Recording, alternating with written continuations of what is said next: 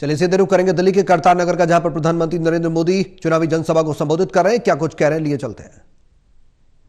कल्याण और दिल्ली के विकास दोनों पर एक साथ काम करे।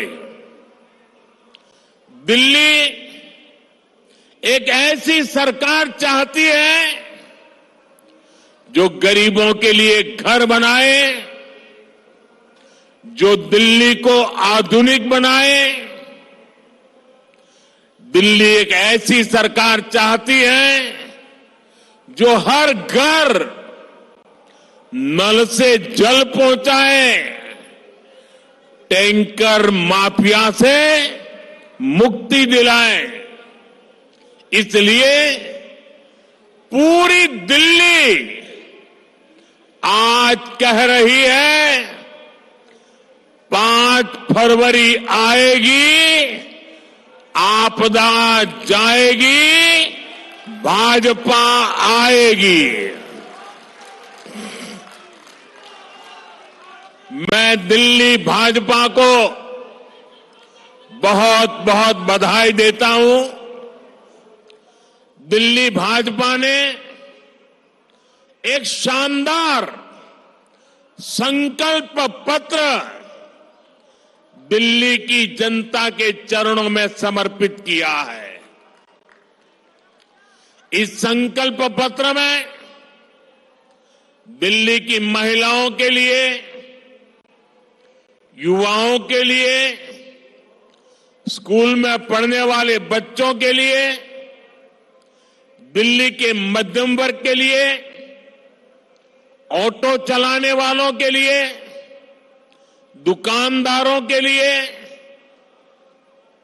झुग्गी झोपड़ी में रहने वालों के लिए, हर वर्ग के लिए अच्छी योजनाएं लाने का दिल्ली की जनता को सार्वजनिक रूप से वादा किया है।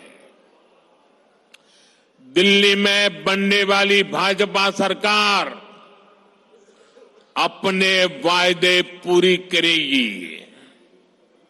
मैं फिर दोहराता हूं,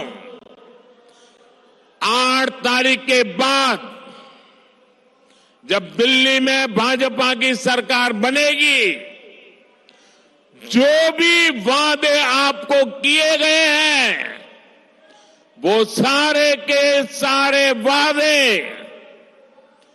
समय सीमा में पूरे किए जाएंगे।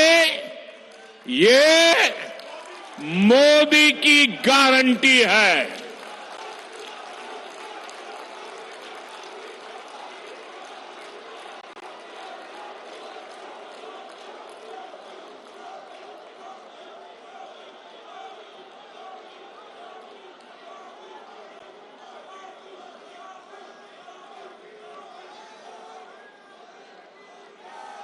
और मोदी की गारंटी मतलब गारंटी पूरा होने की गारंटी।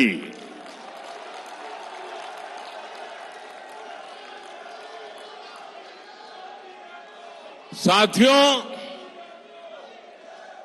भारत के करोड़ों नागरिक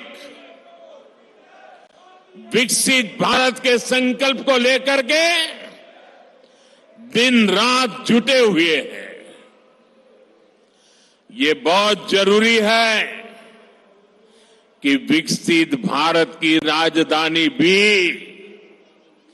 एक विकसित देश का मॉडल शहर बने। क्या आज हमारी दिल्ली को लेकर जो बदहाली देखने को मिल रही है, क्या हम ये कह सकते हैं क्या दिल्ली एक आधुनिक देश की राजधानी, क्या उसका रंग रूप ऐसा नजर आ रहा है क्या? साथियों, मुझे जवाब देने की जरूरत नहीं है। दिल्ली के करोड़ों नागरिक सुबह शाम अपनी पीड़ा व्यक्त करते हैं और उसमें सब कुछ आ जाता है। साथियों, ये 21वीं सदी है। 21वीं सदी के 25 साल बीत चुके। आपने 21वीं सदी के पहले 14 साल देखे हैं। उसमें कांग्रेस का कार्यकाल भी देखा है। फिर 11 साल आपदा सरकार को दिए, लेकिन दिल्ली की समस्या तो वही की वही है। 25 साल इन दोनों ने आपकी दो पीढ़ी को बर्बाद कर दिया है। जब दिल्ली की बात आती है तो किसी ने 14 साल राज किया, किसी ने 11 साल राज किया, फिर भी वही जाम, वही गंदगी, वही टूटी फूटी सड़कें, गलियों में बहता गंदा पानी, वही जल भराव, वही प्रदूषण। पीने के पानी के लिए लोग तरस रहे हैं, हाहाकार हो रहा है। कुछ नहीं बदला। इन हालातों से दिल्ली को बाहर निकालना है कि नहीं निकालना है? इन हालातों से दिल्ली को बाहर निकालना है कि नहीं निकालना है? कौन निकाल सकता है? कौन निकाल सकता है? कौन निकाल सकता है? मोदी नहीं, आपका एक वोट इन मुसीबतों से मुक्ति दिला सकता है। आपके वोट की ताकत है। हमें 11 साल के पेंडिंग काम भी पूरे करने हैं और आने वाले 25-30 साल की तैयारियां भी करनी है। और इसलिए मैं दिल्ली वासियों से आग्रहपूर्वक कहना चाहता हूं, मोदी को दिल्ली की सेवा करने का कुछ मौका दीजिए।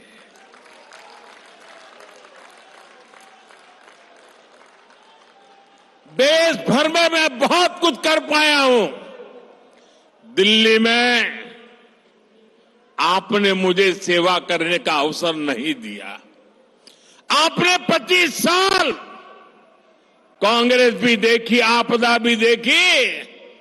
अब एक बार कमल को भी देख लीजिए।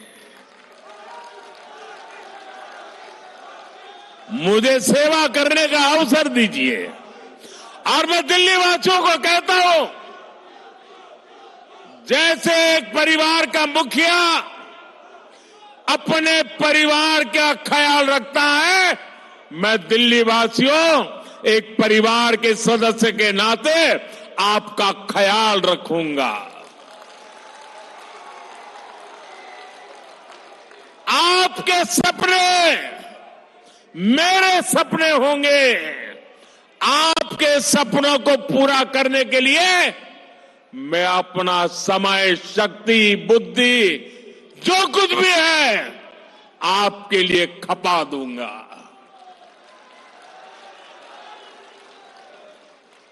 साथियों, भाजपा सरकार का ट्रैक रिकॉर्ड है कि वो जो कहती है वो करके दिखाती है। आजादी के अनेक दशकों बाद भी देश में करोड़ों लोग टॉयलेट, बिजली, गैस कनेक्शन, बैंक खाते ऐसी सुविधाओं से वंचित थे। यहां उत्तराखंड से आए काफी सारे परिवार बसे हुए हैं। उत्तराखंड हिमालय की गोद, पहाड़ी इलाका, पैदल जाना हो तो भी दम उखड़ जाए। वहां भाजपा की सरकार है। हमने दूर दराज के गांवों तक सड़कें पहुंचाई हैं। नौजवान अब वापस गांव की तरफ रुख कर रहे हैं। 2014 में देश में सिर्फ ये आंकड़ा चौंकाने वाला है। 2014 आप लोगों ने मुझे बिठाया, उसके पहले 2014 के पहले 3 करोड़ ग्रामीण परिवारों के पास नल का कनेक्शन था। कितने कितने कितने ये मैं इसलिए कह रहा हूं जो याद रहे आपको। कितने घरों के पास? 3 करोड़। बीते 5 साल में 12 करोड़ नए परिवारों को नल से जल की सुविधा पहुंचाई है।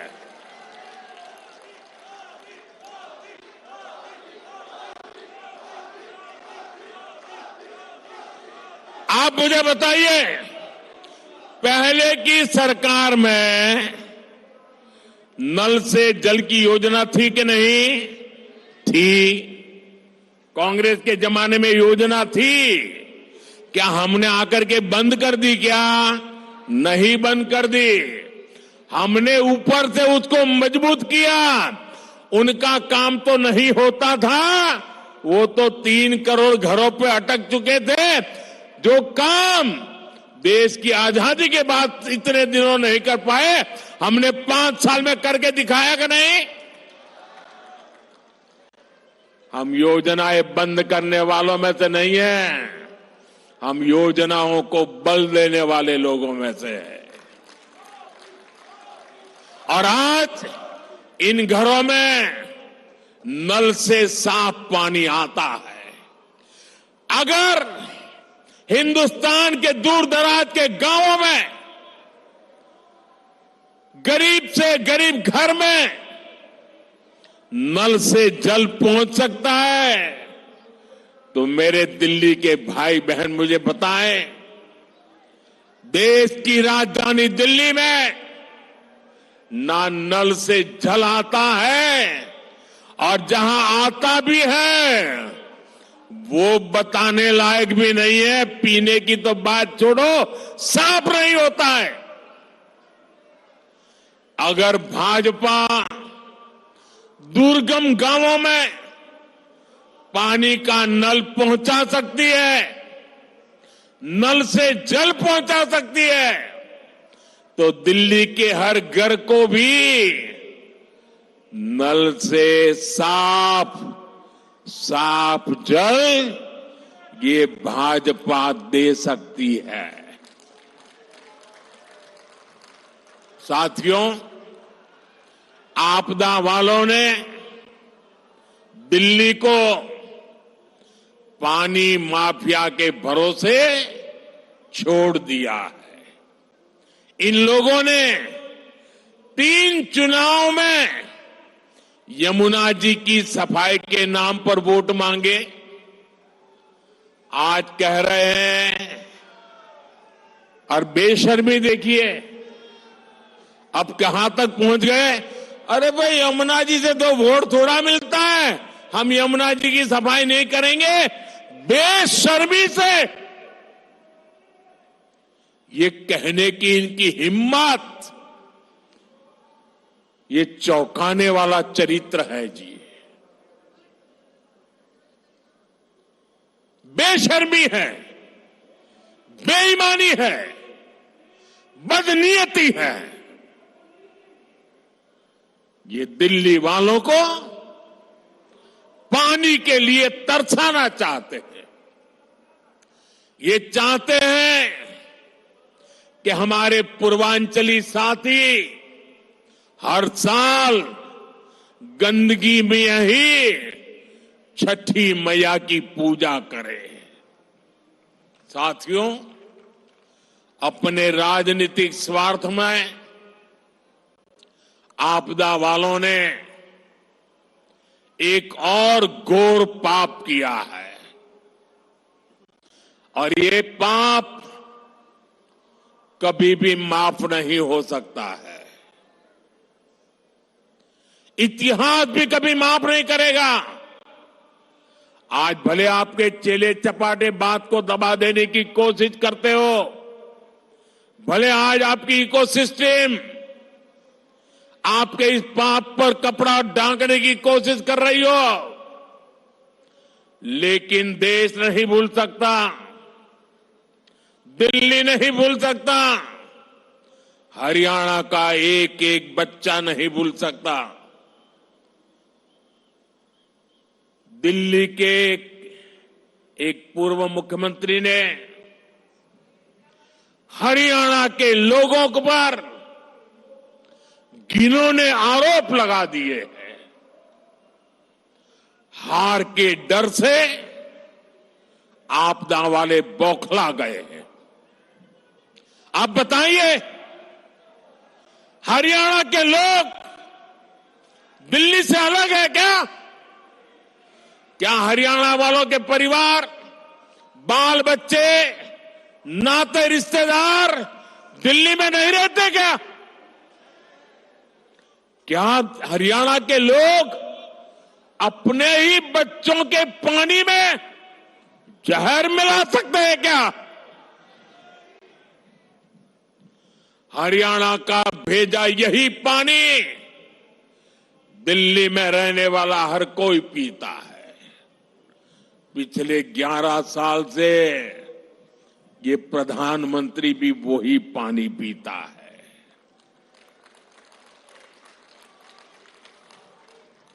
हरियाणा का भेजा यही पानी दिल्ली में रहने वाले हमारे सारे न्यायाधीश, सारे न्यायमूर्ति, सभी हमारे सम्मानित सदस्य भी पीते हैं। जो विदेश की एम्बेसियां हैं, दुनिया भर की एम्बेसियां हैं, वो भी वही पानी पीते हैं। गरीब के घर के आसपास भी वही पानी होता है। क्या कोई ये सोच सकता है क्या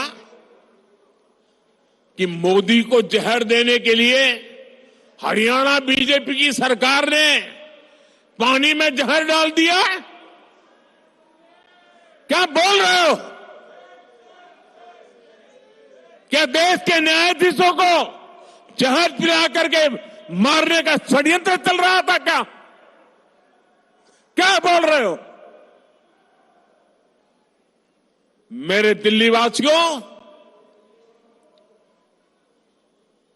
गलती माफ करना वो भारत के नागरिकों का उदार चरित्र है, लेकिन जानबूझ करके बदिरादे से पाप करने वालों को न दिल्ली कभी माफ करता है, न देश कभी माफ करता है।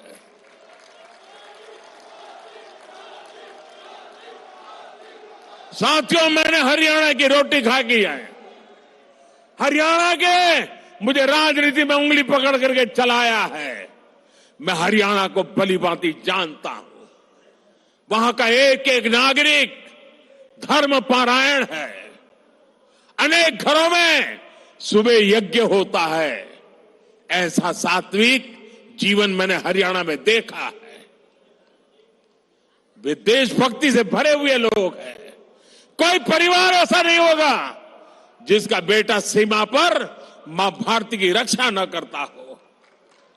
क्या ऐसे लोगों को जहर पिलाने वाले ऐसे आरोप लगा दो आप? अरे ये देश तो ऐसा है, पशु पक्षियों तक को पानी पिलाता है, कभी उनको नुकसान नहीं पहुंचता है। और ये आपदा वाले कह रहे हैं कि हरियाणा वाले दिल्ली के पानी में जहर मिलाते हैं। ये सिर्फ हरियाणा का अपमान नहीं, ये भारतीयों का अपमान है, हमारे संस्कारों का अपमान है, हमारे चरित्र का अपमान है। ये वो देश है जो पानी पिलाना धर्म माना जाता है, जहां पियाऊ रखने की परंपरा है। इस देश में ऐसे लोग हो गए जिन्होंने खुद का घर नहीं बनाया, कि गांव वालों के कुआं खोदा या वावड़ी बना दी। इस देश में देश के वासियों को ऐसा झूठा आरोप लगाते हो। चुनाव हारने का ऐसा डर कि कुछ भी बोलो। मुझे पक्का विश्वास है ऐसी ओछी बातें करने वालों को दिल्ली इस बार जरूर सबक सिखाएगी। इन आपदा वालों की लूटिया यमुना जी में ही डूबेगी।